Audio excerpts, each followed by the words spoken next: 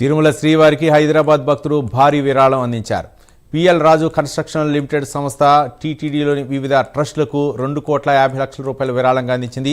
శ్రీ వెంకటేశ్వర ప్రాణదాత ట్రస్టుకు 75 లక్షల రూపాయలు, శ్రీ వెంకటేశ్వర విద్యాదాన ట్రస్టుకు 75 లక్షలు, బాడ్ ట్రస్టుకు 50 లక్షలు, వెంకటేశ్వర అన్నదాన ప్రసాదం ట్రస్టుకు 25 లక్షలు, శ్రీ వెంకటేశ్వర గో సంరక్షణ ట్రస్టుకు 25 లక్షలు విరాళంగా అందించారు.